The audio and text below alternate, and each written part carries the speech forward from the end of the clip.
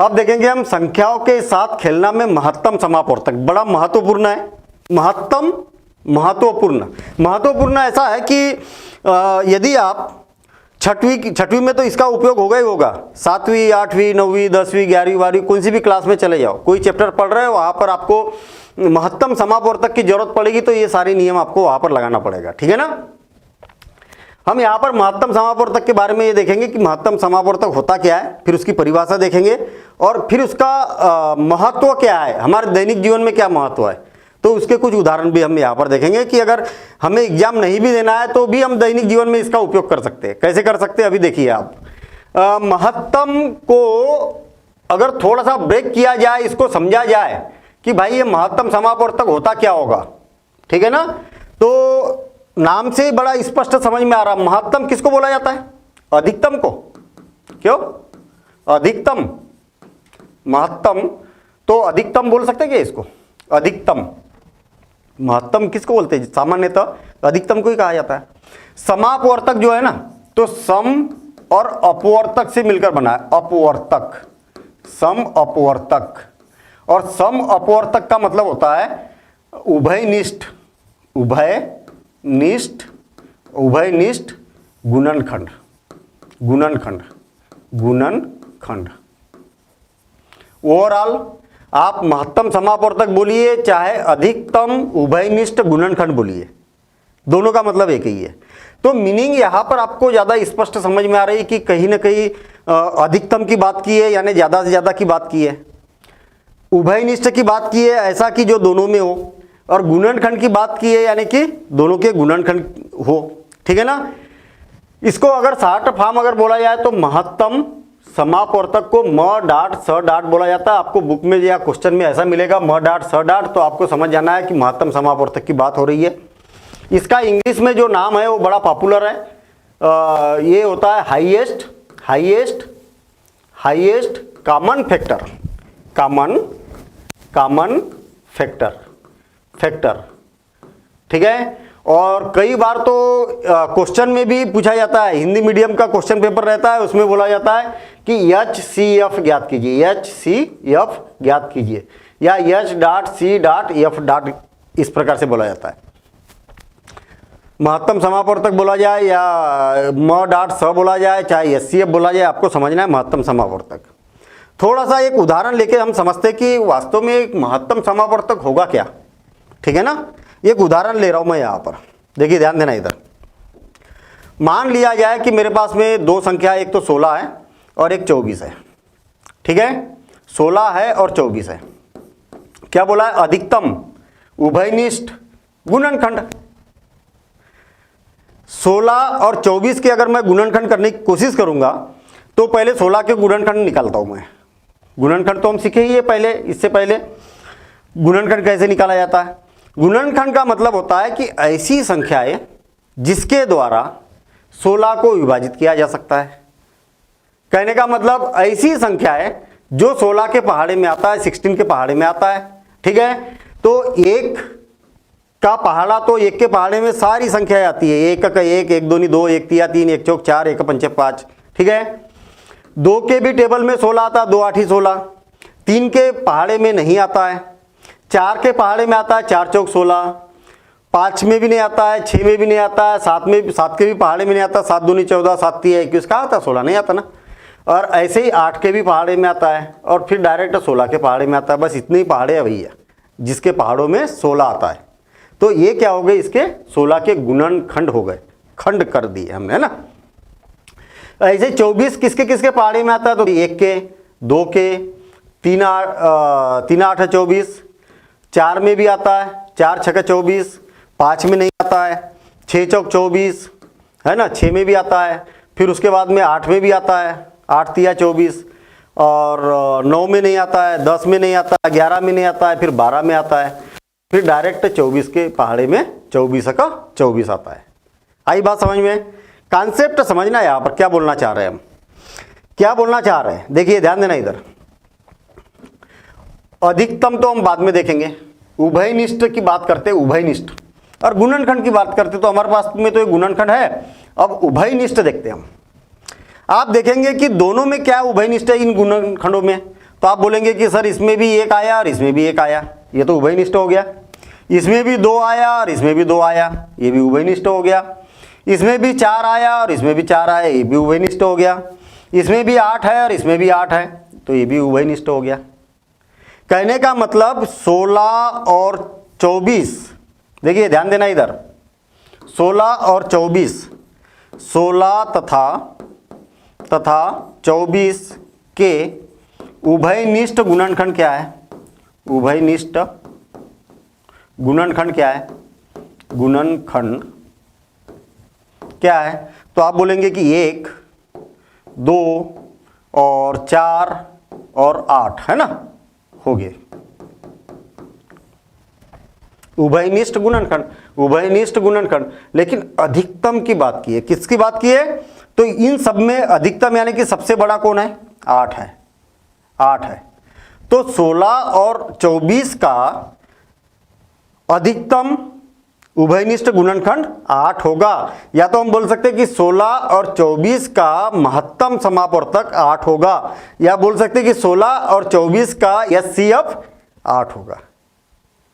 बड़ी अजीब सी बात नहीं लग रही कि सर यहां पर 1 भी था, 2 भी था, 4 भी था, 8 भी था, तो इतना ये महत्वपूर्ण क्यों है? ये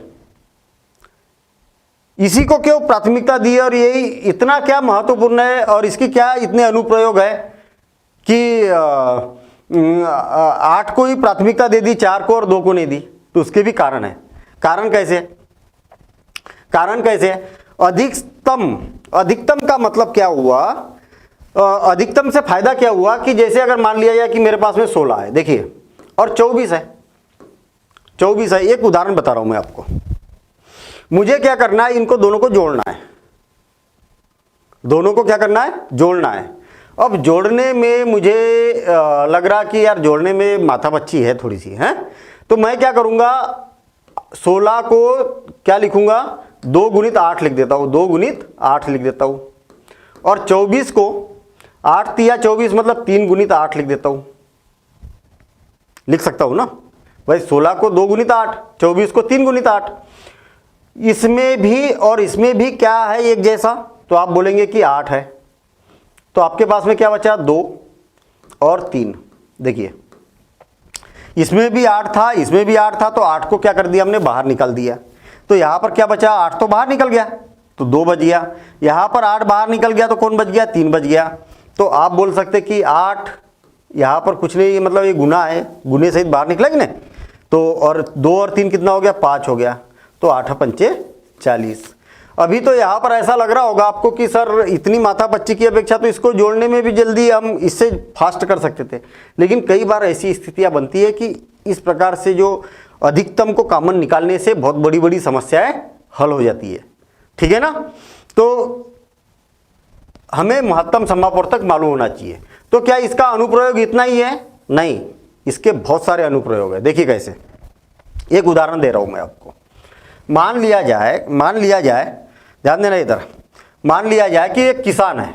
ध्यान देना इधर, कौन है? किसान है, और उसको क्या करना है? 24 पेड़ लगाना है। किसके? सेव फल के 24 पेड़ लगाना है। और 16 पेड़ लगाना है किसके? फूलों के। किसके? फूलों के पेड़ लगाना है। पहली देखना, पहली जो है क्वेश्चन बन गया यहां पर। अभी 24 पेड़ लगाना सेव फल के और 16 पेड़ लगाना फूलों के। लेकिन वो किसान ये चाहता है कि पेड़ जो रहे, हर पंक्ति में पेड़ों की संख्या बराबर रहे। तो अधिकतम चाहे सेव फल हो चाहे फूल हो, दोनों के पेड़ लगाना चाह रहा, और दोनों में ये चाह रहा कि हर पंक्तियों में पेड़ों की संख्या क्या रहना चाहिए? अधिकतम भी रहना चाहिए और बराबर भी रहना चाहिए। देखिए 2 चीजें बोली है, अधिकतम और बराबर। ठीक है? अधिकतम और बराबर। समझ में आया कि नहीं आया क्वेश्चन? इस क्वेश्चन को समझ जाना तो महत्तम समापवर्तक का महत्व समझ में आ जाएगा। देखिए भाई, एक किसान है, उसको इस प्रकार से पेड़ लगाना है। किसान ये चाहता, आपने देखा होगा ना कि जैसे कोई बगीचा वगैरह रहता है, बगीचे को आपने देखना कभी भी, आप इधर से भी देखेंगे तो एक जैसी लाइनों से लाइन दिखती है, आप इधर ऐसे लाइन से चलते जाएंगे तो पूरी एक हर लाइन में बराबर बराबर पेड़ दिखाई देते हैं और एक सीध में दिखाई देते हैं। और आप अगर बगीचे को इधर से देखेंगे ऐसे बगल से, तो बगल में भी आपको एक जैसी लाइनें दिखाई देती है। और यदि कोने से देखेंगे तो कोने से भी आपको ऐसी ऐसी ऐसी ऐसी सीधी सीधी लाइनें दिखाई देती है। उसका कारण क्या है? उसका कारण क्या है? जो बगीचा इस प्रकार से होता है ना, बगीचा इस प्रकार से होता है, तो उसके कारण क्या है कि हर एक पेड़ को समान जगह मिले फलने फूलने के लिए। हर पेड़ को जगह क्या मिलना चाहिए? समान जगह मिलना चाहिए कि इस पेड़ को जितनी जगह मिल रही है उतनी जगह इसको मिले, उतनी जगह इसको मिले, उतनी जगह इसको मिले। सभी पेड़ों को जगह समान मिलना चाहिए। ये कारण होता है ताकि अधिक से अधिक उत्पादन हो, कम से कम जगह में अधिक से अधिक पेड़ों को लगाया जा सके और सुंदर भी दिखे, उसको पानी देने के लिए भी सुविधा हो जाए, खाद देने के लिए भी सुविधा हो जाए। बहुत सारे फायदे इसके होते हैं। चलिए ठीक है, हम ये देखते हैं महत्तम समापवर्तक का उपयोग कैसे कर सकता है ये वाला किसान। ठीक है, उसने क्या किया, दोनों का महत्तम समापवर्तक निकाल दिया और उसको पता चल गया कि भैया महत्तम समापवर्तक जो है ना दोनों का, वो दोनों का महत्तम समापवर्तक जो है वो 8 है। क्या है? 8 है। ऐसा पता कर लिया उसने, पढ़ा लिखा है, ठीक है, इतना आता है उसको। तो वो पेड़ कैसे लगाएगा? देखिए पेड़ कैसे लगाएगा, जब सेव फल के पेड़ लगाएगा तो 8-8 पेड़ लगाएगा एक एक लाइन में। देखिए ध्यान देना इधर, 1 2 3 4 5 6 7 8। ठीक है, मैं उसको थोड़ा सा छोटा कर देता हूँ, ठीक है, ताकि अपन उसका बगीचा बना सके इसमें, है ना। 8 पेड़ लगा दिए यहाँ पर, 8 पेड़ लगा दिए। इस प्रकार से 8 पेड़ लगा दिए उसने। कितने पेड़ लगाना है टोटल? टोटल पेड़ कितने लगाना है उसको? कितने पेड़ लगाना है पता ना जरा? सेव फल के 24 पेड़ लगाना है उसको, 24 पेड़, ठीक है ना, 24 पेड़ लगाना है। एक लाइन में 8 लगा रहा तो 8 तिया 24। इसका मतलब ऐसी कितनी लाइनें लगाना पड़ेगा उसको? ऐसी कितनी लाइनें लगाना पड़ेगा? ऐसी उसको लाइनें लगाना पड़ेगा 3। कितनी? 3 लाइनें बनाना पड़ेगा उसको। देखिए एक तो दूसरी लाइन हो गई, ठीक है, और ये बन गई तीसरी लाइन। 3 लाइन में 24 पेड़ लग गए। लेकिन वो किसान ये चाहता है कि जितने एक पंक्ति में पेड़ सेव फल के हैं उतनी ही पेड़ फूलों की भी होना चाहिए। तो अब फूलों के पेड़ लगा देते भाई, ठीक है ना, अब फूलों के पेड़ लगा देते। तो 8 ही लगाना है उसको, 1 2 3 4 5 6 7 8। इसको छोटा कर देता हूँ, थोड़ा सा इसको छोटा कर देता हूँ और इतना ही बड़ा कर देता हूँ ताकि एक जैसा दिखे ये, है ना। तो इस प्रकार से क्या कर दिया हमने, इसको बराबरी कर दी। फूलों के पेड़ कितने लगाना है उसको? क्यों? फूलों के पेड़ कितने लगाना है? 16। एक लाइन में 8 पेड़, तो कितनी लाइनें बनेगी? ये 8 और 8 दूनी 16। अब मुझे ये बताइए कि अगर वो अव्यवस्थित लगाता तो उसकी अपेक्षा बगीचा उसका अच्छा दिख रहा है कि बुरा दिख रहा है? ये वाला बगीचा ज़्यादा अच्छा दिख रहा है कि नहीं?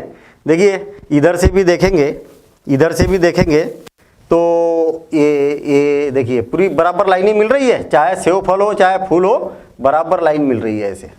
ऐसे में भी लाइन मिल गई और ऐसे में भी लाइन मिल गई। जगह का भी उपयोग सही हो गया और उसको ये भी पता चल गया कि हम अधिकतम एक लाइन में 8 पेड़ लगा सकते ताकि ये बराबर हो जाए। और एक उदाहरण बता रहा हूँ मैं। मान लिया जाए इसी आंकड़े के आधार पर मान लिया जाए कि परेड होना है। परेड जानते हैं परेड क्या होता है? 26 जनवरी 15 अगस्त को आपने देखा होगा कि टीवी वगैरह में कि वो लाल किले पर एक परेड होती है ना, और काफ़ी सारे जवान आते हैं उसमें। कोई एयर विंग वाले रहते, कोई आर्मी वाले रहते, कोई जल सेना वाले रहते हैं, ऐसे अलग अलग रहते हैं। एनसीसी वाले भी बच्चे भी रहते हैं उसमें, ठीक। उनको वो परेड जब करते हैं ना तो ऐसे लाइन में दिखते हैं आपको। देखिए कुछ जल सेना, कुछ थल सेना, कुछ वायु सेना, फिर उसके बाद में कुछ ये कुछ वो। तो यदि मान लिया जाए कि 24 व्यक्ति थल सेना वाले हैं, थल सेना वाले, और 16 व्यक्ति 16 जवान क्या है, जल सेना वाले हैं, जल सेना वाले। अब उनको किस प्रकार से परेड में अरेंज किया जाए, किस प्रकार से व्यवस्थित किया जाए कि हर पंक्ति में जवानों की संख्या क्या रहे, बराबर रहे। तो आपको क्या करना पड़ेगा, इसका महत्तम समापवर्तक निकाल लो और उतने जमा लो। माथा पच्ची करने की जरूरत ही नहीं, कैलकुलेशन करने की जरूरत ही नहीं, तो काम का हुआ कि नहीं, महत्तम समापवर्तक। तो इस प्रकार से महत्तम समापवर्तक का उपयोग किया जाता है। क्लियर? महत्तम समापवर्तक बात समझ में आ गई। अब क्वेश्चन ये उठता है कि सर जब महत्तम समापवर्तक ज्ञात करेंगे तो ये तो बहुत लंबी प्रोसेस है। बिल्कुल नहीं, छोटी सी प्रोसेस है ना, फटाफट हम महत्तम समापवर्तक ज्ञात कर सकते हैं। उसके लिए एक आपको विधि पढ़ना है, और वो विधि क्या है, उस विधि के बारे में हम यहाँ पर समझते हैं। ठीक है ना, वो विधि क्या है, और उस विधि को समझने से पहले हम इसकी परिभाषा देख लेते हैं कि इसकी परिभाषा क्या है। देखिए क्या परिभाषा बन के आ रही है, दो या दो से अधिक दी हुई संख्याओं के सार्वगुणनखंडों में सबसे बड़ा सार्वगुणनखंड, सार्व मतलब उभयनिष्ठ ना, उभयनिष्ठ। देखिए दो या दो से अधिक, 16 हो गया, 24 हो गया, हमने तो 2 की बात की थी अभी, 2 से ज्यादा भी हो सकते हैं। 2 या 2 से अधिक दी हुई संख्याओं के सार्वगुणनखंडों, ऐसे गुणनखंड जो इसमें भी है, इसमें भी है, इसमें भी है, इसमें भी है, इसमें भी है, में से सबसे बड़ा सार्वगुणनखंड, जो सबसे बड़ा था हमारे पास में 8 था ना, सबसे बड़ा, याद आ रहा होगा जो उदाहरण में हमने डिस्कशन किया था, संख्याओं का महत्तम समापवर्तक कहलाता है। ये जो सबसे बड़ा सार्वगुणनखंड रहेगा ना, सार्व मतलब दोनों में जो आया है, वो इन संख्याओं का महत्तम समापवर्तक कहलाता है, या इसको एचसीएफ से भी प्रदर्शित किया जाता है। एच यानी कि हाईएस्ट कॉमन फैक्टर। रटने की जरूरत है क्या? देखिए फिर से, उधर मत देखिए, आप परिभाषा को मत देखिए। 2 या 2 से ज्यादा भी संख्याएं हो सकती है, 2 से ज्यादा, ये 48 भी लिख देता हूं मैं, 16, 24, 36 और 48, इनका हमें क्या करना है, एचसीएफ ज्ञात करना है, लेकिन महत्तम समापवर्तक ज्ञात करना है। हमने क्या किया, इसके गुणनखंड निकाल दिए पूरे, इसके भी गुणनखंड निकाल दिए, इसके भी गुणनखंड निकाल दिए, इसके भी गुणनखंड निकाल दिए। ऐसे गुणनखंड को देखा, ध्यान देना इधर, समझना बात को, सबके गुणनखंड निकालना तो आता ही है हमें। ऐसे गुणनखंड को देखा जो दोनों में, तीनों, चारों में, सभी में है, सभी में है, इसमें भी है, इसमें भी है, इसमें भी है, इसमें भी है, और उनमें सबसे बड़ा जो गुणनखंड रहेगा वो क्या कहलाएगा, एचसीएफ कहलाएगा। बस यही तो परिभाषा है, यहाँ पर वही बात लिखी है। तो आप परिभाषा को नोट कर लीजिए, ठीक है, परिभाषा को नोट कर लीजिए, और फिर उसके बाद हम ये देखते हैं कि महत्तम समापवर्तक आसानी से कैसे ज्ञात किया जा सकता है। ठीक, देखिए किसका किसका निकाला था अभी हमने, 16 का निकाला था, 16 का और 24 का, ये दोनों का महत्तम समापवर्तक निकाला था। ध्यान देना, आप ये ऐसा डेस लगा दो बीच में, डेस मतलब अलग अलग कर दिया हमने दोनों को।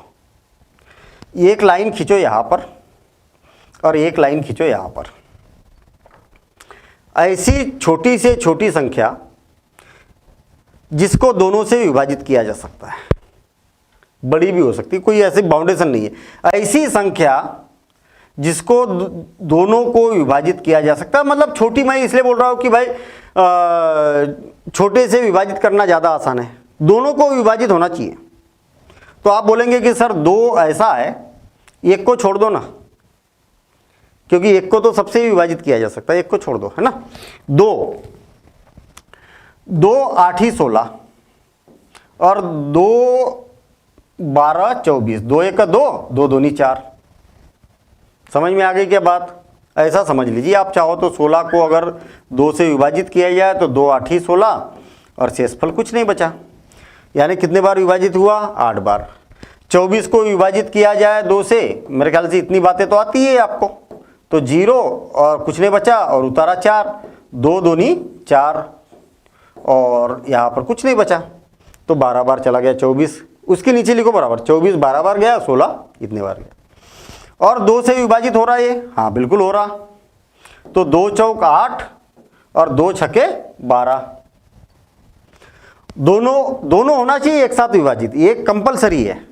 फिर 2 से विभाजित हो रहा तो 2 दूनी 4 और 2 तिया 6। आई बात समझ में? अब दोनों संख्या किससे विभाजित हो रही है? तो आप बोलेंगे 1 से हो रही, तो 1 को तो छोड़ ही दो। क्यों छोड़ दो भाई? बार बार हम बोल रहे हैं 1 को छोड़ दो। भाई 1 से अगर आप विभाजित करेंगे ना तो 1 दूनी 2 और 1 तिया 3, फिर 1 से विभाजित करोगे तो 1 दूनी 2 1 तिया 3, कभी खत्म ही नहीं होगा फिर तो। ठीक है, इसलिए 1 को छोड़ दिया जाता है। ठीक, 1 को क्या कर दिया जाता है? छोड़ दिया जाता है। दोनों और किसी से विभाजित हो रहा क्या? तो आप बोलेंगे कि नहीं हो रहा। आप किसी से विभाजित हो रहा क्या? नहीं हो रहा। बस हो गया काम। कितना आसान काम है क्या आसान? देखिए ध्यान देना इधर। अब ये इधर वाली जो संख्या है ना, ये संख्या है क्या है? 2 गुणित 2 गुणित 2 और बराबर से कितना हो गया? 2 गुणित 2 गुणित 2 के बराबर से कितना हो गया? 2 दूनी 4 4 दूनी 8। बस ये हो गया इसका महत्तम समापवर्तक। ऐसी विधि को उपयोग में लाना है।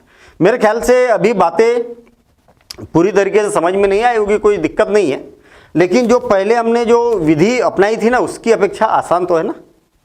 उसमें पूरे गुणनखंड निकालना पड़ता था। यहाँ पर हमने गुणनखंड ही नहीं निकाले, हमने तो सीधे सीधे भाग देना चालू किया। लेकिन अभी प्रैक्टिस करेंगे हम। तो आप पहले तो इस परिभाषा को नोट कर लीजिए और फिर उसके बाद में हम आगे देखते हैं। आगे क्या देखते हैं हम? प्रयास कीजिए। आपके बुक में दिया हुआ प्रयास कीजिए, और ये क्वेश्चन आपने कर लिए तो मतलब महत्तम समापवर्तक आपको समझ में आ गया। देखना फिर से और एक बार। पहला क्वेश्चन 24 और 36, इसका महत्तम समापवर्तक ज्ञात करना है। देखिए 24 लिख दिया मैंने और यहां 36 लिख दिया। डेस लगा देना बीच में। डेस लगाने से क्या होता है कि दोनों अलग अलग है ऐसा दिखेगा आपको। एक लाइन ऐसी खड़ी रख दी बड़ी और एक आड़ी ऐसी लगा दी। दोनों संख्या कौन सी संख्या से विभाजित हो रही? तो आप बोलेंगे कि 2 से विभाजित हो रही है। देखिए 2 1 2 और 2 दूनी 4। ठीक, डेस 2 1 2 बचा 1 तो 16 हो गए और 2 8 16। ठीक है, अगर आपको ऐसा विभाजित करते नहीं आता तो अभी प्रारंभिक तौर पर है ना, ऐसा आप विभाजित करके देख लीजिए। तो आप बोलेंगे कि 2 1 2 और कुछ नहीं बचा, उतारा 4 और 2 दूनी 4 और फिर बचा क्या? 0। तो शेषफल 0 बचा, मतलब विभाजित हो गया। देखिए 12 बार गया तो 12 को यहाँ लिख दिया। ऐसे 36 को 2 से विभाजित करेंगे तो 18 आ जाएगा। देखिए अब दोनों संख्या ऐसी कौन सी संख्या से विभाजित हो सकती है? दोनों एक साथ होना चाहिए। तो ये भी 2 से विभाजित हो सकती है, ये भी 2 से विभाजित हो सकती है। क्यों हो सकती है? ऐसी संख्या जिसमें इकाई का अंक या तो 0 हो या 2 हो या 4 हो। देखिए इकाई का अंक 0 हो या 2 हो या 4 हो या 6 हो या 8 हो। अगर इकाई का अंक किसी भी संख्या का ये इनमें से कुछ है तो 2 से विभाजित होती ही होती है। हमने पूरे नियम पहले पढ़े हैं, उस नियमों को आपको बहुत अच्छे से प्रैक्टिस करना है। ठीक है, मतलब पहला चैप्टर, दूसरा चैप्टर और जो तीसरा चैप्टर चल रहा अपना, इसकी एक एक बात महत्वपूर्ण है, इसलिए हम इतना ज़्यादा समय दे रहे हैं इसमें। देखिए 2 से विभाजित करेंगे तो 2 से 2 छके 12 और 2 नम 18। फिर किससे विभाजित हो रहा? अब 2 से नहीं होगा ये। क्यों नहीं होगा भाई? क्योंकि इकाई का अंक 0 2 4 6 और 8 ये नहीं है, तो 3 से होगा। तो 3 दूनी 6 और 3 तिया 9, दोनों होना चाहिए विभाजित। 3 दूनी 6 और 3 तिया 9। अब ये दोनों संख्या क्या है? दोनों संख्या क्या है? अभाज्य संख्या है ना। अभाज्य संख्या मतलब अभी विभाजित किसी से नहीं होगी, दोनों एक साथ तो विभाजित होगी नहीं। अब विभाजित होना बंद हो गया, तो हम क्या बोलेंगे? 2 और 36 का महत्तम समापवर्तक क्या होगा? क्या होगा? बराबर इसे 2 गुणित 3 और इसकी गणना करेंगे तो 2 दूनी 4 और गुणित 3 और 4 का इसमें गुना किया तो 4 तिया 12। ठीक है, क्या होगा? 12 होगा। तो 24 व 36 का महत्तम समापवर्तक क्या होगा, 12 होगा। बस हो गया काम, आसान काम है। अभी और क्वेश्चन करेंगे तो प्रैक्टिस होना है यहाँ पर। देखिए अभी ध्यान देना इधर, देखिए ध्यान देना इधर, सारे क्वेश्चन देखना आप। एक पकड़ में नहीं आएगा तो दूसरा आएगा, तीसरा आएगा पकड़ में, और फिर भी ना आए तो वीडियो को फिर से देख लीजिए, ठीक है ना। और नोट करते हुए चलिए। देखिए सेकंड में क्या बोला है, ये 3 संख्या है, तो कौन कौन है, 15, 25 और 30, और ये हमने ये लाइन खींच दी यहां पर। अब देखिए ये संख्या किससे विभाजित हो सकती है, तो आप बोलेंगे कि 3 से हो सकती है। किससे किससे हो सकती है, 3 से हो सकती है, और 5 से भी हो सकती है ना, और 15 से हो सकती है। ये तीनों से विभाजित हो सकती है।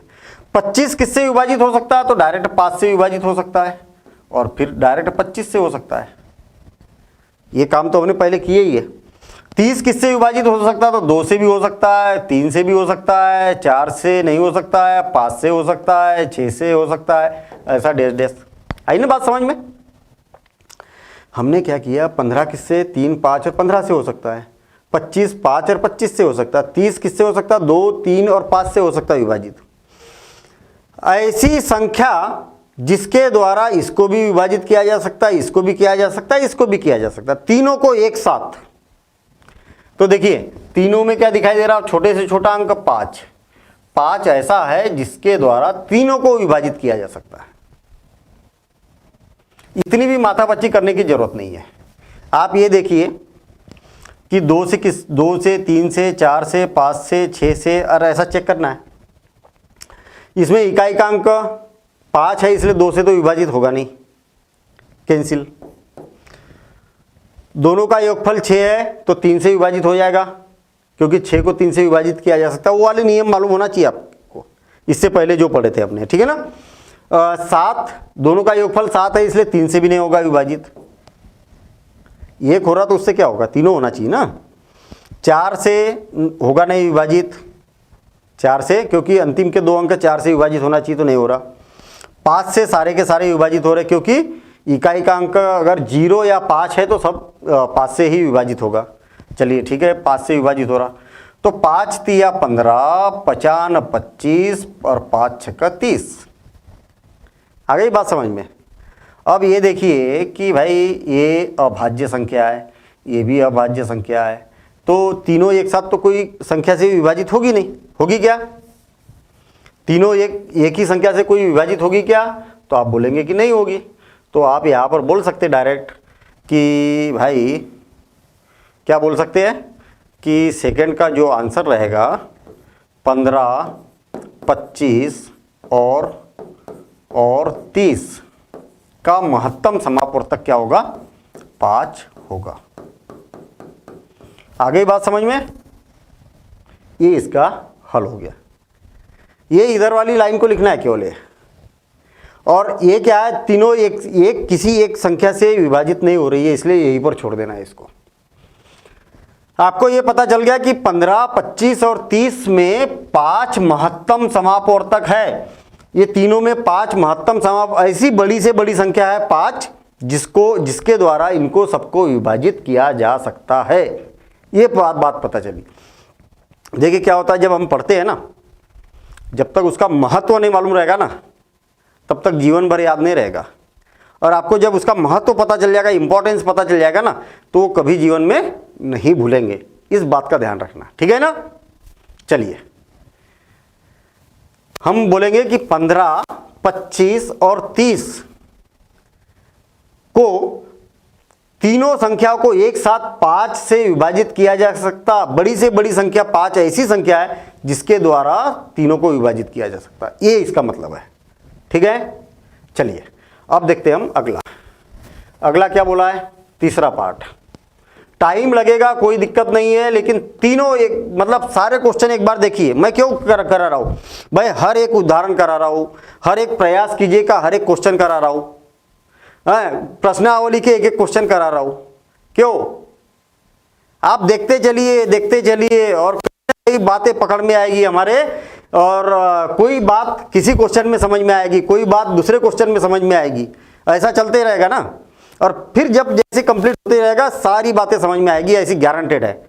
और फिर उतने चीज़ों की प्रैक्टिस करना, जीवन भर नहीं भूलेंगे आप, ये मेरी गारंटी है, ठीक है ना। लेकिन मेरी गारंटी मैं आपके ऊपर ले रहा हूँ, आपकी गारंटी मैं ले रहा हूँ, उस बेस पर ले रहा हूँ कि आप प्रैक्टिस करेंगे ऐसी, तो फिर जीवन भर नहीं भूलेंगे आप, ठीक है ना। ये याद रखना कभी भी जीवन में। गणित एक ऐसा विषय है कि समझ में आ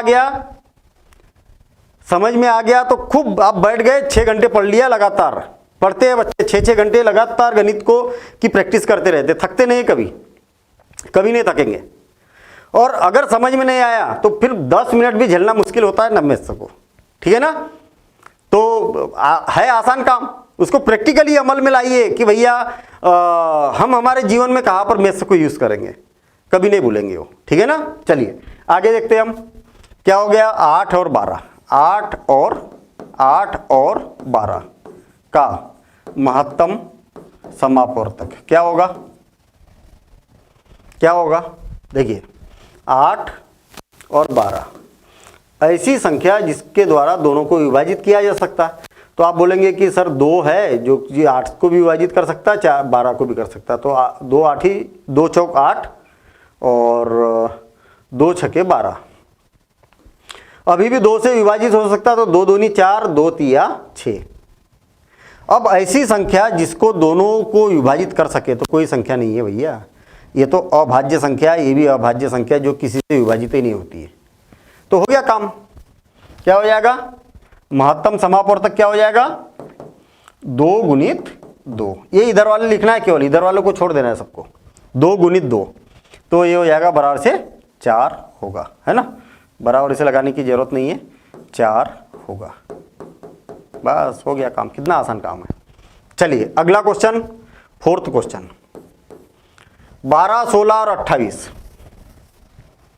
12, 16 और 28। देखिए 2 से ये तो हो गया 6 बार, 2 से होगा ये 8 बार, 2 से हो गया ये 14 बार विभाजित। आप चाहो तो अलग कर देना, उसको अलग से विभाजित करके लिखना है उसको। 2 से 3 बार, 2 से 4 बार, 2 से 7 बार। अभाज्य संख्या मिल गई, एक भी जगह अगर अभाज्य संख्या मिल गई तो तीनों एक साथ किसी से विभाजित नहीं होगी। आई बात समझ में? नहीं आई भाई। ये जो बची है ना ये संख्या है, ये अभाज्य संख्या है ना। देखिए ना 3 भी अभाज्य संख्या है, 7 भी अभाज्य संख्या है, तो कोई ऐसी संख्या ही नहीं बनी है कि जो तीनों को एक साथ विभाजित कर दे। भाई 2, 4 को तो विभाजित किया जा सकता 2 से, लेकिन 7 को किसी से किया ही नहीं जा सकता विभाजित, खुद से और 1 से बस। तो खुद से और 1 से थोड़ी काउंट कर रहे हैं हम। तो हमारे पास में बचा 2 और क्या 2, तो ये बचेगा 12, 16 और 28 का महत्तम समापवर्तक कितना होगा। इनका गुना कर दो, 2 गुणित 2, तो कितना होगा 4 होगा। इसका भी 4 ही है, इसका भी 4 ही होगा। है आसान काम, आप नोट करते हुए जाएंगे, ये भी और ये भी। हर प्रश्न के नीचे इसको लिखना है आपको, या बगल में लिखिए आप, लेकिन हर चीज़ को नोट करते हुए चलना है और फिर उसकी प्रैक्टिस करना है अलग कापी पर, रफ कापी पर प्रैक्टिस, ठीक है। और कहीं गलत हो गया तो फिर उसी फेयर कापी को देखिए आप कि अरे सर ने क्या बताया था यार, अच्छा ऐसा था, और मैच कर लो उसको। कहीं गलती हुई तो मैच कर लो और फिर और एक बार बना के देखो बिना गलती से बन रहा गया। बस कितना आसान काम है भाई। प्रैक्टिस तो करना ही पड़ेगा, जब तक प्रैक्टिस नहीं करेंगे तब तक काम नहीं होगा, ठीक है। अब देखेंगे हम इससे संबंधित प्रश्नावली, और प्रश्नावली के हर एक क्वेश्चन को सॉल्व करेंगे, हर एक प्रश्न को सॉल्व करेंगे, ठीक है। तो देखिए, निम्नलिखित संख्याओं का महत्तम समापवर्तक ज्ञात कीजिए। वही का वही काम करना है, कोई नया काम यहां पर नहीं है, कोई भी नया काम नहीं है। देखिए बस थोड़े से क्वेश्चन बड़े हो गए तो यहां पर बहुत बढ़िया प्रैक्टिस मिलने वाली है आपको। देखिए पहला 18 तथा 48 का महत्तम समापवर्तक क्या होगा देखते हैं हम। 18 और 48 है ना, 48 ही है ना, हाँ ठीक है 48। भाई इकाई का अंक 8 है तो 2 से विभाजित होगा, कर देते हम 2 9 18 और 2 1 2 सॉरी 2 दूनी 4 और 2 चौक 8, 24 बार। इकाई का अंक 4 है तो 2 से विभाजित होगा, लेकिन यहाँ पर इकाई का अंक 9 है तो 2 से विभाजित नहीं होगा, क्योंकि जब तक इकाई का अंक 0 2 4 6 8 नहीं होगा तब तक 2 से विभाजित नहीं हो सकता। तो भैया 2 तो कैंसिल हो गया। अब 3 से चेक करना पड़ेगा। देखिए 9 तो 3 से विभाजित होगा, 3 तिया 9। 3 का नियम क्या है, जब अंकों का योगफल 3 से विभाजित हो जाए तो पूरी संख्या भी 3 से विभाजित होती है। देखिए 4 और 2 6 होता है, 6 को 3 से विभाजित किया जा सकता है। वो नियम जो पहले पढ़े थे वो पूरे नियम अप्लाई हो गए यहाँ पर। देखिए 3 से विभाजित हो सकता है, 3 तिया 9 और 3 8 24। अब ये अभाज्य संख्या मिल गई आपको, मिलेगी ना अभाज्य संख्या। इनमें कोई भी अगर अभाज्य संख्या है तो फिर भाग देना, देखिए भाग देना बंद करेंगे ऐसा जरूरी नहीं। देखिए अभी आप अब किसी ऐसी कोई संख्या है क्या भाई, अगर मान लिया जाए भले ही अभाज्य संख्या लेकिन यहाँ पर 9 है तो दोनों का भाग जा सकता था। ऐसी कोई संख्या है क्या कि जो दोनों को विभाजित कर सके हैं? नहीं, कोई संख्या नहीं है। ठीक है, ये 2 से विभाजित हो सकती है और ये 3 से विभाजित हो सकती है, इसलिए भाग देना बंद। और इनका सबका गुणा करेंगे तो 2 गुणित कितना हो गया 3 और बराबर से कितना हो गया 6। तो महत्तम समापवर्तक कितना हो गया 6 होगा। 6 ऐसी बड़ी से बड़ी संख्या है जिसके द्वारा 18 को और 48 दोनों को विभाजित किया जा सकता है। ठीक है, बड़ी से बड़ी संख्या। ठीक है, ये बात याद रखना और आप नोट कर लीजिए, ऐसा लिखिए बगल में, ऐसा लिखिए। ठीक, चलिए अब अगला क्वेश्चन बी में क्या दिया है 30 तथा 42 का महत्तम समापवर्तक कितना होगा। किसका 30 और 42। देखिए ध्यान देना, इधर 2 से विभाजित कितने बार 15 बार और 2 से विभाजित 21 बार। 2 से हुआ। अब दोनों संख्या 2 से विभाजित हो सकती क्या? नहीं। क्यों? क्योंकि यहां पर 5 है और यहां पर 1 है, नहीं होगी। 2 से तब विभाजित होती है जब 0 2 4 6 8 हो इकाई के स्थान पर। अच्छा 3 से हो सकती क्या? तो 3 5 15 3 7 21। हाँ, दोनों हो रही है तो 3 से विभाजित करेंगे हम। तो 3 5 15 और 3 7 21। अब दोनों संख्या किसी संख्या से विभाजित हो रही क्या? नहीं हो रही है। ये 5 से होगी, ये 7 से होगी। एक संख्या से किसी से दोनों भी एक साथ विभाजित नहीं हो सकती। ठीक है ना, आई बात समझ में? कोई भी संख्या लीजिए आप, दोनों एक साथ विभाजित होना चाहिए तो नहीं हो सकती है, तो छोड़ दो यहीं पर। क्या हो जाएगा? इनका गुना कर दीजिए, 2 गुणित 3 और बराबर से कितना आ गया 6, इनका बगल वाले का, तो ये 6 होगा। चलिए इसका भी आंसर 6 है ना। अब सी 18 तथा 60 का महत्तम समापवर्तक क्या होगा? 18 और 60 का, 18 और 60 का 2 से विभाजित हो रहा, 2 9 18, 2 तिया 6 30 बार। अब 2 से विभाजित नहीं होगा क्योंकि इकाई का अंक 9 है, तो 3 से हो जाएगा, 3 तिया 9 और 3 10 10। अब किससे होगा भाई विभाजित? किससे होगा? 3 से हो सकता क्या? ये नहीं हो सकता। ये 2 से हो सकता है, ये 3 से हो सकता है। दोनों एक ही संख्या से होना चाहिए, तो ऐसी कोई संख्या नहीं है। मतलब हमारे पास में 2 गुणित 3 बराबर से कितना हो जाएगा? 2 गुणित 3 बराबर से कितना हो जाएगा? 6। तो इसका भी महत्तम समापवर्तक 6 होगा। अरे बड़ी अजीब सी बात हो गई भाई। 18 और 48 का भी महत्तम समापवर्तक 6, 30 और 42 का भी 6, 18 और 60 का भी 6। ठीक है ना, ऐसा फिक्स नहीं है कि 2 का 6 होगा, ऐसा नहीं है। 2 संख्याओं का 6 होगा, ऐसा नहीं है। वो तो स्थितियाँ बन रही है ऐसी। चलिए डी देखते हैं हम, 27 और 63 का निकालना है। 27 और 63 का 3 से विभाजित नहीं होगी क्योंकि इकाई का अंक 0, 2, 4, 6 नहीं है, 8 नहीं है, है ना। तो 3 से करके देखते हैं तो 3 नम 27, 3 दूनी 6, 3 का 3। फिर 3 से करके देखते हैं तो 3 तिया 9 और 3 7 21, क्योंकि 3 के पहाड़े में दोनों संख्याएं आती है। और अब भाग देना बंद, तो ये क्या हो जाएगा 3 गुणित 3 और बराबर से कितना हो गया 9। डी क्या है, कौन सा है, 18 और 60 का। 18 तथा 60 का महत्तम समापवर्तक, महत्तम समापवर्तक क्या होगा, कितना आया 9, 9 होगा। आ गई बात समझ में। अब देखिए अगला 36 और 84। 36 और 84 भैया 2 से विभाजित होगा ये, क्यों, क्योंकि इकाई का अंक है, सम संख्या है इकाई का अंक। तो 2 1 2, 2 8 16, 18 बार, 2 चौक 8 और 2 दूनी 4। और 2 से हो रहा क्योंकि इकाई का अंक सम संख्या है, तो 2 9 18 और 2 दूनी 4, 2 1 2। किससे होगा, 3 से होगा, तो 3 तिया 9 और 3 7 21।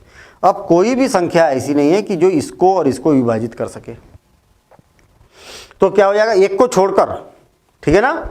तो क्या हो जाएगा 2 गुणित 3 और बराबर से क्या हो जाएगा 2 दूनी 4 गुणित 3 और बराबर से क्या हो जाएगा 4 तिया 12।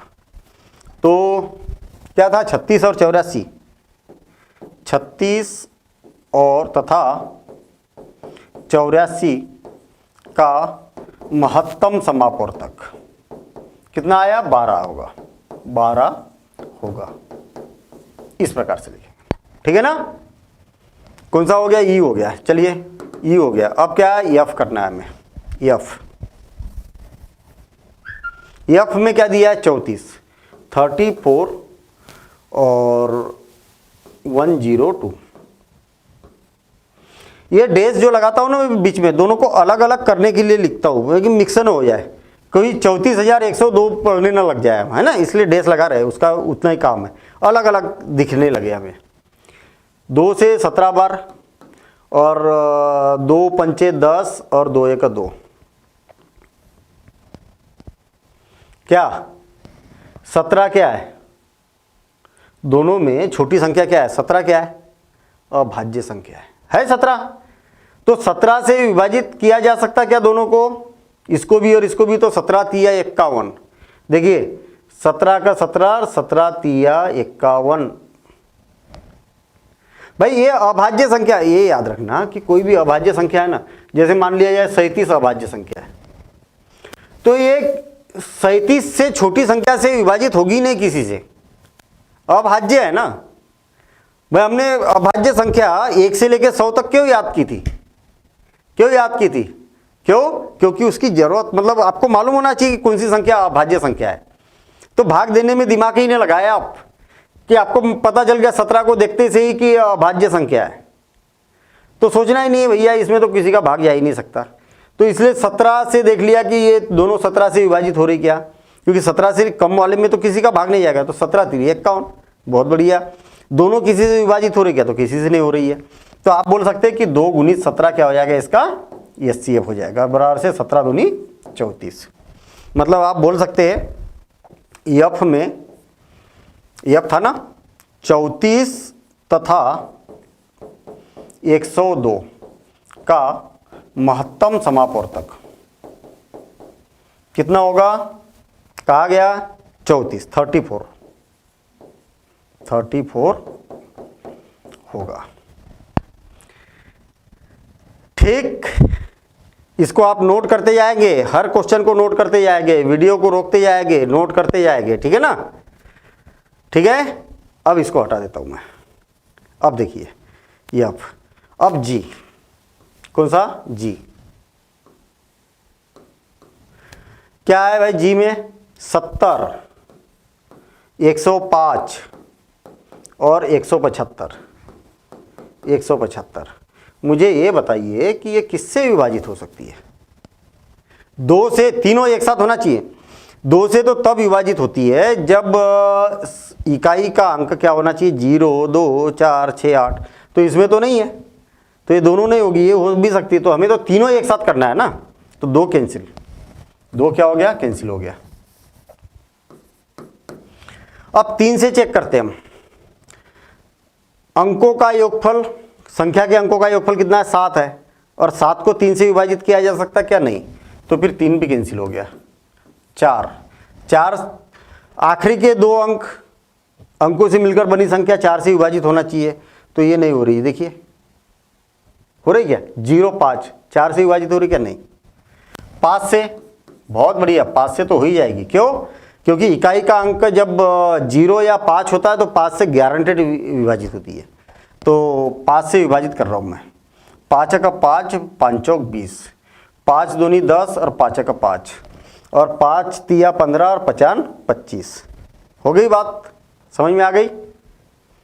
अब देखिए 5 से नहीं होगा क्योंकि आखिरी का अंक 4 है। 5 से तब होता है जब क्या हो, 5 से नहीं होगा, क्यों, क्योंकि आखिरी का अंक 4 है।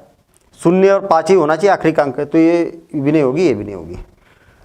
6 ऐसी संख्या जो 2 से और 3 से एक साथ विभाजित होती है, वही 6 से विभाजित होगी। तो 2 से ये भी नहीं हो सकती, 2 से ये भी नहीं हो सकती विभाजित। ठीक है, वो नियम मालूम होना चाहिए आपको, जब विभाज्यता के जो नियम हमने पढ़े थे। फिर उसके बाद में 7 से चेक कर लेते हैं। तो 7 दूनी 14, ये हो रही है, 7 दूनी 14, 7 तिया 21 और 7 5 35। अब तीनों संख्या किसी से विभाजित हो रही क्या, नहीं, अब नहीं होगी ना, क्योंकि ये 2 से हो सकती केवल, ये 3 से हो सकती, ये 5 से हो सकती, एक साथ एक संख्या से नहीं हो सकती। तो हम बोलेंगे कि 70, 105 तथा 175 का महत्तम समापवर्तक क्या होगा, 5 गुनी 7 बराबर से 7 5 35 होगा। ठीक है, ये हो गया, और नोट कर लीजिए आप इसको, और फिर हम आगे बढ़ते हैं। ठीक है ना, रोक के, वीडियो को रोक के नोट कर लिया करें। चलिए अब आगे देखते हैं हम। एच में क्या दिया है, 91, 112 और 49। मेहनत वाला क्वेश्चन है, मेहनत तो करना पड़ेगा। क्या, मेहनत तो करना पड़ेगा। 2 से नहीं हो सकता विभाजित, टेस्ट लगा लेना। 3 से भी नहीं हो सकता क्योंकि 10 हो रहा दोनों का योगफल। 4 से भी नहीं होगा, 4 दूनी 8, और 4 से भी नहीं होगा, 5 से भी नहीं होगा, 6 से भी नहीं होगा। नियम मैं लगाते जा रहा हूँ, मालूम है। 2 से इसलिए नहीं होगा क्योंकि इकाई का अंक 2 होना चाहिए। अब बहुत वो नियम है ना, वहाँ पर हमने प्रैक्टिस की थी। अब हर चीज़ यहाँ पर हम नहीं कर सकते ना भाई। आपने यदि ये नियम नहीं पढ़े तो उस समय में, मतलब इसी चैप्टर में जो शुरुआत में जब वो हमने नियम पढ़े, वो बहुत अच्छे से प्रैक्टिस करना है, तभी आगे बढ़ेंगे। ऐसा नहीं कि यहीं पर यूज़ हो रहे हैं, जीवन भर यूज़ हो गए। तो उस समय भी हमने डिस्कशन किया था। तो कहाँ तक पहुँच गए थे हम, 6 से भी नहीं हो रहा, 7 से हो रहा क्या, 7 से हो रहा क्या, 7 का 7 और 7 तिया 21 बिल्कुल सही है। 7 और 4 बज गया, 7 छक्कम 42, 7 7 49, बहुत बढ़िया। 7 से हो रहा है विभाजित। 7 का 7, 7 तिया 21 और 7 का 7 बचे 4, 7 छक्कम 42 और 7 7 49, ये हो गया। और किसी से विभाजित हो रहा क्या, देखिए 2 संख्याएं अभाज्य संख्या है तो विभाजित ही नहीं होगा फिर किसी से। भाई 7 से ये विभाजित हो सकता, बाकी नहीं हो सकते। ये 13 से विभाजित हो सकता, बाकी से नहीं हो सकते। ये 2 से भी हो सकता, 4 से भी हो सकता। तो तीनों एक साथ में किसी संख्या से हो रहा है क्या, तो नहीं हो रहा है। तो हम बोलेंगे कि 91, 112 तथा 49 का महत्तम समापवर्तक क्या होगा, ये इधर वाले लिखना है आपको, 7 होगा। ठीक है, इस प्रकार से बोल सकते हैं। चलिए इसको भी हटा देता हूं। एच हो गया और आई में क्या दिया, 18, 54 और 81। 18, 54 और 81। 18, 54, 81। 2 से ये नहीं होगा विभाजित। 3 से दोनों का योगफल, अंकों का योगफल 3 से विभाजित होना चाहिए, तो ये 9 हो रहा, विभाजित हो रहा। ये दोनों का योगफल 9 हो रहा, विभाजित हो रहा, और ये भी विभाजित हो रहा, मतलब 3 से विभाजित हो जाएगा। तो 3 छक्का 18, 3 के 3 और 3 8 24 और 3 दूनी 6 और 3 7 21, है ना, ये हो गया। फिर 3 से हो रहा, तो 3 दूनी 6, 3 छक्का 18, है ना, और 3 9 27। ठीक, अब देखिए ये संख्या और ये संख्या 2 से विभाजित हो सकती है, लेकिन ये नहीं हो सकती है। ये संख्या और ये संख्या 3 से विभाजित हो सकती है, लेकिन ये नहीं हो सकती। तीनों एक साथ होना चाहिए विभाजित, तो तीनों विभाजित हो रही क्या? नहीं, तो इनका गुना कर देंगे। हम बोलेंगे 18, 54 और 81। 18, 54 तथा 81 का महत्तम समापवर्तक क्या है? 3 गुणित 3 मतलब 9 होगा। आई बात समझ में? ये इधर वाला गुणनफल, इनका गुणनफल करना है हमें। ठीक, कहाँ तक पहुँच गए हम? आई तक पहुँच गए। GHI 18, 54, 81। हाँ, अब लास्ट बचा है हमारा J। ठीक है, J में क्या बोला? 12, 45 और 75। 12, 45 और 75। 2 से विभाजित नहीं होगा क्योंकि अंतिम 5 है। 3 से चेक करना पड़ेगा। 3 से चेक करने का मतलब कोई संख्या है ना, उसके सारे अंकों को जोड़ लो। 2 और 1 कितना हो गया? 3। अब 3 से विभाजित हो सकता क्या? तो हाँ, हो सकता है। 5 और 4 9, 3 से विभाजित हो सकता 9? हाँ, 3 3 9। 5 और 7 12, 12 को 3 से विभाजित किया जा सकता? हाँ, 3 चौक 12। तो यानी 3 से विभाजित हो रहा, तो 3 चौक 12, 3 का 3, 3 5 15 और 3 दूनी 6 और 3 5 15। ये 2 से विभाजित हो रहा, लेकिन ये नहीं हो रहा है। ये 3 से विभाजित हो रहा, लेकिन ये नहीं हो रहा। ये 5 से विभाजित हो रहा, ये भी 5 से विभाजित हो रहा, लेकिन ये नहीं हो रहा। कोई भी ऐसी संख्या नहीं है कि जो तीनों को विभाजित कर सके। कर सकता क्या? बताओ ना आप। तीनों को करना चाहिए, नहीं कर पा रहा। तो आप बोलेंगे कि 12, 45 तथा 75 का महत्तम समापवर्तक क्या होगा? 3 होगा। 3 होगा। ठीक है, तो इस प्रकार से हमने पहला क्वेश्चन किया। आपको मैं बता दूं कि क्वेश्चन आपको नोट करते हुए जाना है प्रॉपर। जब मैंने एक एक क्वेश्चन किया तब वीडियो को रोक रोक के नोट करना है। फिर उसके बाद में पूरे क्वेश्चन की प्रैक्टिस करना है। मुझे मालूम है टाइम लगेगा इसमें, मुझे भी तो लगा ना टाइम लगेगा, लेकिन प्रैक्टिस करेंगे तो जो जीवन भर याद रहेगा, कभी नहीं भूलोगे फिर आप। ठीक है ना। और इतने सारे क्वेश्चन क्यों दिए इतने सारे क्वेश्चन? क्या एक दो क्वेश्चन से काम नहीं हो सकता था क्या? बिल्कुल हो सकता था काम। भाई विधि तो समझना था हमें, लेकिन इतने सारे क्वेश्चन इसलिए दिए कि ताकि आप लोग बना के देखो और इसकी प्रैक्टिस करो। क्यों? क्योंकि इसका महत्व तो बहुत है आगे चल के। अगर ये बात समझ में नहीं आएगी तो आगे की बातें समझ में नहीं आएगी। तो अगला क्वेश्चन देखते हैं हम। निम्न का महत्तम समापवर्तक क्या होगा? इनका 2 क्रमागत संख्या है। प्रश्नों को बड़ा अच्छे से समझना है आपको। 2 क्रमागत का मतलब क्या होता है? गणित में बहुत ज्यादा यूज किया जाता है भैया, ये याद रखना। क्रमागत का मतलब होता है लगातार। क्रमागत का मतलब होता है जैसे 35 है तो 35 की अगली संख्या क्या हो जाएगी? 36 होगी। आई बात समझ में? क्रमागत यानी कि लगातार। आपके दिमाग में जो भी संख्या है, जैसे मान लिया जाए 25 है तो 25 की अगली संख्या क्या होगी? 26 होगी। ये दोनों लगातार क्रमागत संख्या है। 1 है तो 1 का क्रमागत क्या होगा? 2 होगा। 9 है तो 9 का क्रमागत क्या होगा, 10 होगा। क्रमागत यानी इसके जस्ट बाद, तो ये दोनों संख्याओं को क्रमागत बोला जाता है। दो क्रमागत संख्याएं का महत्तम समापवर्तक क्या होगा? मुझे ये बताइए कि दोनों में एक जैसा उभयनिष्ठ क्या है। अच्छा चलिए इसमें बताइए, छोटी सी संख्या लेते हैं हम। एक को छोड़कर किससे विभाजित किया जा सकता दोनों को एक साथ? किसी से नहीं। कर सकते क्या? नहीं। 3,4 दोनों को किससे विभाजित किया जा सकता? ये भी तो क्रमागत है ना, तो किसी से नहीं कर सकते हम, केवल एक से कर सकते, केवल एक ही से कर सकते हम।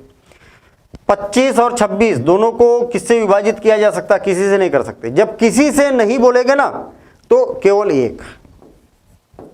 आई बात समझ में? केवल एक से ही विभाजित किया जा सकता दोनों का।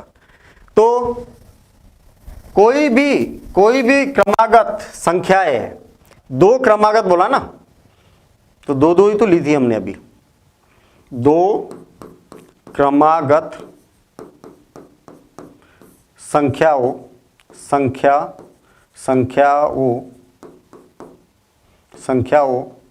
का महत्तम समापवर्तक क्या होगा? एक होगा।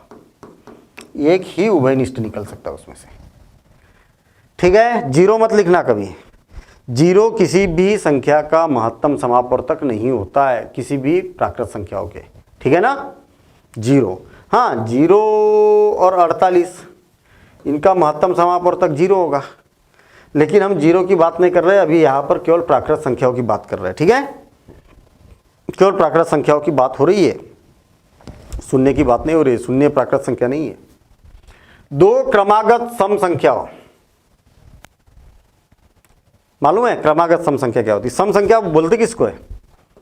सबसे छोटी सम संख्या 2, फिर 4, फिर 6, फिर 8, फिर 10, फिर 12, फिर 14। कोई भी दो लगातार, ये वाली 2 ले लो, या तो ये 2 ले लो, या तो ये 2 ले लो, या तो ये 2 ले लो, लगातार लेना है। 10 और 14 नहीं ले सकते आप, ये नहीं ले सकते। ये लगातार थोड़ी हुई, ये बीच में एक आ गई ना, लगातार बिल्कुल 10 और 12 या 12 और 14 ऐसा। देखिए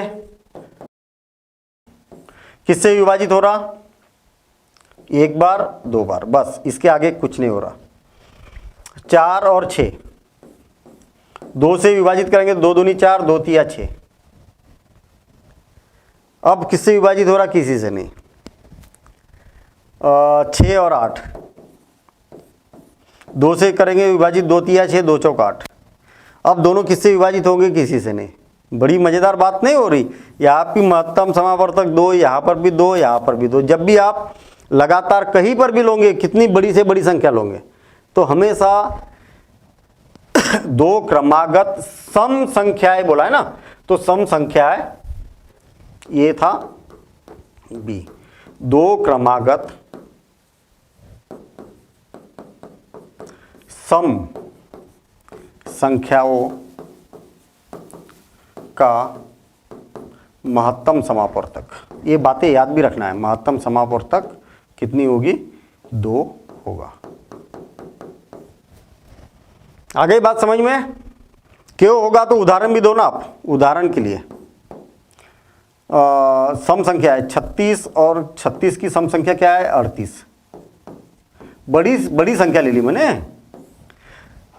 हर सम संख्या में 2 का ही अंतर रहता है। देखिए इसका और इसका अंतर 2 का, इसका और इसका 2 का, इसका और इसका 2 का, इसका और इसका 2 का, है ना?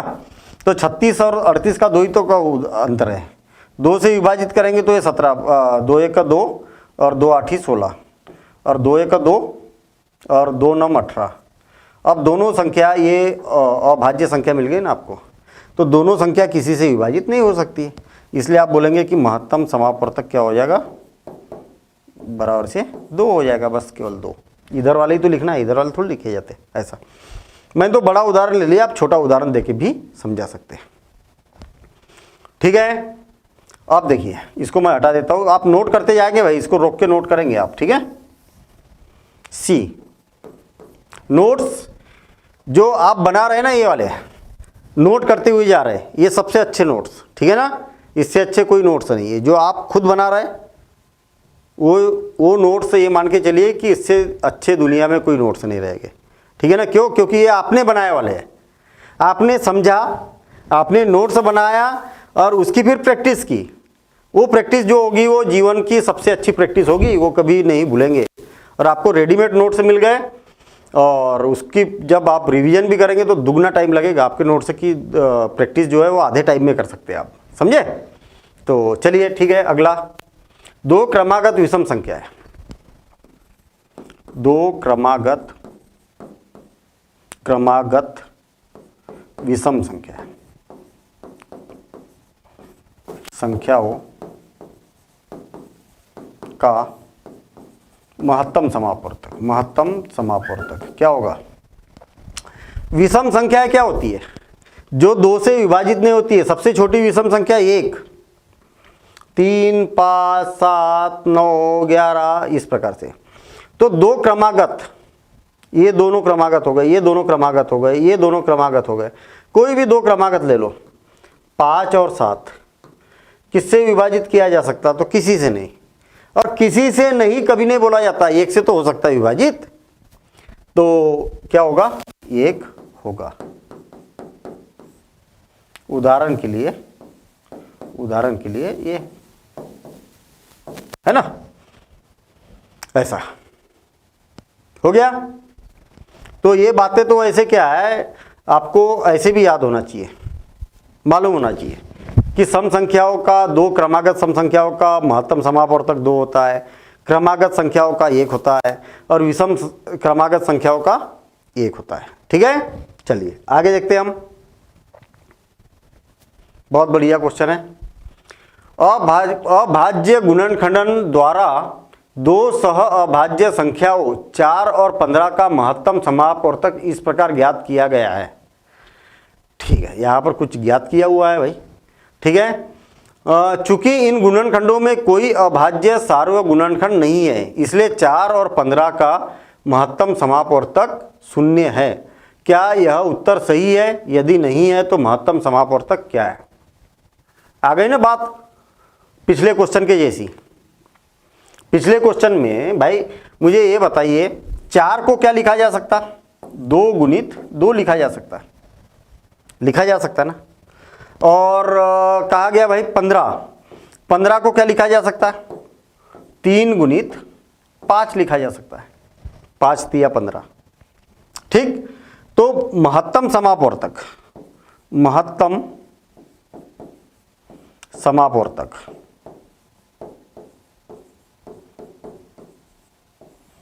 क्या 0 होगा?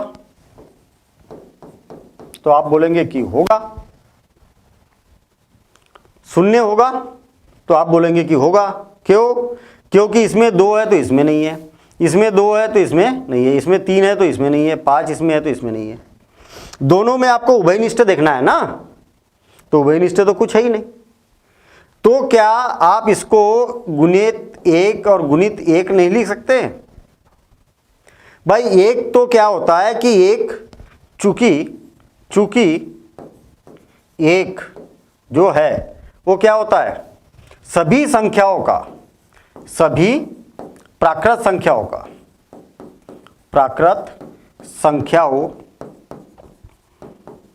का सार्व गुणनखंड होता है। सार्व गुणनखंड।